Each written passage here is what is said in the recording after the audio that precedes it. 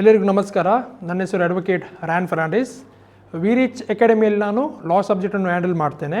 ವಿರಿಚ್ ಅಕಾಡೆಮಿಯು CA, CS, CMA ಸ್ಟೂಡೆಂಟ್ಸ್ಗಳಿಗೆ ಕಳೆದ 9 ವರ್ಷಗಳಿಂದ ಉಡುಪಿ ಜಿಲ್ಲೆಯಲ್ಲಿ ಕೋಚಿಂಗ್ ನೀಡ್ತಾ ಬಂದಿದೆ.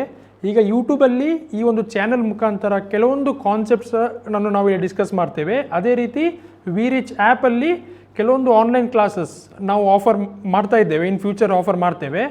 ಸೊ ಇವತ್ತು ನಾನು ಡಿಸ್ಕಸ್ ಮಾಡುವ ಟಾಪಿಕ್ CS ಎಕ್ಸಿಕ್ಯೂಟಿವ್ ಸಿಲೆಬಸ್. ಅದರಲ್ಲಿ lesson number 14 right to information law. Already ಒಂದು ವಿಡಿಯೋ ಮಾಡಿದ್ದೇನೆ, ರೈಟ್ ಟು ಇನ್ಫಾರ್ಮೇಷನ್ ಏನಂತ ಕ್ಲಿಯರಾಗಿ ಅದರ ಮೀನಿಂಗನ್ನು ಅಲ್ಲಿ ಹೇಳಿದ್ದೇನೆ. ಇದು ರೈಟ್ ಟು ಇನ್ಫಾರ್ಮೇಷನ್ ಲಾ ಲೆಸನಲ್ಲಿ ಏನೆಲ್ಲ ಕಂಟೆಂಟ್ ಇದೆ, ಏನೆಲ್ಲ ಸಿಲೆಬಸ್ ಇದೆ ಅಂತ ನಾವು ಇವತ್ತಿಲ್ಲಿ ಚರ್ಚೆ ಮಾಡ್ತೇವೆ. ಸೊ ಫಸ್ಟಿಗೆ ಬಂದುಬಿಟ್ಟು public authorities and their obligations. So ಒಂದು ಪಬ್ಲಿಕ್ ಅಥಾರಿಟಿ ಅಂದರೆ ಏನು?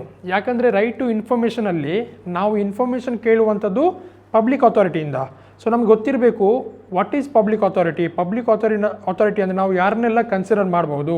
ಕಾನ್ಸ್ಟಿಟ್ಯೂಷನಲ್ಲಿ ಆರ್ಟಿಕಲ್ 12 ಕ್ಲಿಯರಾಗಿ ಹೇಳಿದೆ, state, it has define what is state. ಅದರಲ್ಲಿ ಅದರ್ ಅಥಾರಿಟೀಸ್ ಅಂತ ಒಂದು ಕಾನ್ಸೆಪ್ಟ್ ಇದೆ. ಸೊ ಅಲ್ಲಿ ಸಹ ಅವರು ಕ್ಲಿಯರಾಗಿ ಮೆನ್ಷನ್ ಮಾಡಿದ್ದಾರೆ ಯಾವುದನ್ನೆಲ್ಲ ನಾವು ಪಬ್ಲಿಕ್ ಅಥಾರಿಟಿ ಅಂತ ಕನ್ಸಿಡರ್ ಮಾಡ್ಬೋದು. ಸೊ ಅದೇ ಥರ ಈ act, right to information act 2005 ಸಹ ಪಬ್ಲಿಕ್ ಅಥಾರಿಟಿಯನ್ನು ಡಿಫೈನ್ ಮಾಡಿದ್ದಾರೆ.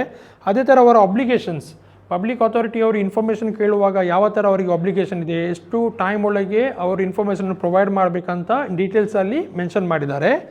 Next right to information. Right to information ಅಂದರೆ ಏನು?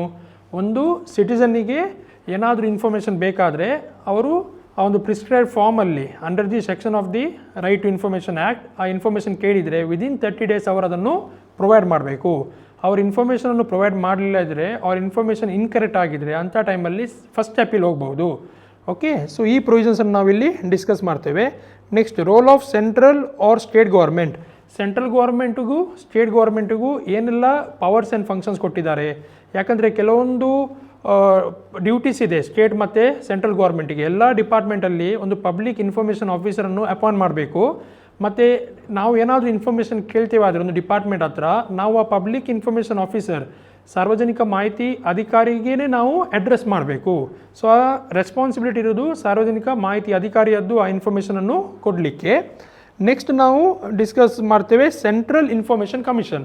ಸೊ ಸೆಂಟ್ರಲ್ ಲೆವೆಲಲ್ಲಿ ಒಂದು ಇನ್ಫಾರ್ಮೇಷನ್ ಕಮಿಷನನ್ನು ಕಾನ್ಸ್ಟಿಟ್ಯೂಟ್ ಮಾಡಿದ್ದಾರೆ, ಸೆಂಟ್ರಲ್ ಇನ್ಫಾರ್ಮೇಷನ್ ಕಮಿಷನ್. ಸೊ ಇಲ್ಲಿ ಕೆಲವೊಂದು ಪೊಸಿಷನ್ಸ್ ಇದೆ, ಕೆಲವೊಂದು ಪೋಸ್ಟ್ ಇದೆ, ಲೈಕ್ ಪ್ರಿಸೈಡಿಂಗ್ ಆಫೀಸರ್ ಇರ್ತಾರೆ, ಅವರಿಗೆ ಸಪೋರ್ಟ್ ಮಾಡುವ ಕೆಲವೊಂದು ಮೆಂಬರ್ಸ್ ಇರ್ತಾರೆ. ಸೊ ಅವರು ನ್ಯಾಷನಲ್ ಲೆವೆಲಲ್ಲಿ ಯಾವ ಥರ ಈ ಕಮಿಷನ್ ವರ್ಕ್ ಮಾಡುತ್ತೆ, ಏನಾದರೂ ಕಂಪ್ಲೇಂಟ್ ಇದ್ದರೆ ಪಬ್ಲಿಕ್ ಇನ್ಫಾರ್ಮೇಷನ್ ಆಫೀಸರ್ ಅವ್ರ ಸಾರ್ವಜನಿಕ ಮಾಹಿತಿ ಅಧಿಕಾರಿ ವಿರುದ್ಧ ಏನಾದರೂ ಕಂಪ್ಲೇಂಟ್ಸ್ ಇದ್ದರೆ ಅದು ನಾವು ಇವರಿಗೆ ತಿಳಿಸ್ಬೋದು.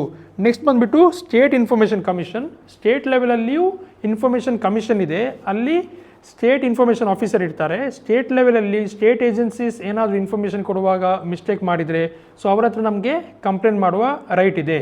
ಸೊ ಈ ಸಿಲೆಬಸಲ್ಲಿ ನಿಮಗೆ ಮೇನ್ಲಿ ಈ 5 ಪಾಯಿಂಟ್ಸ್ ನೀವು ನೋಡಬೇಕಾಗುತ್ತೆ.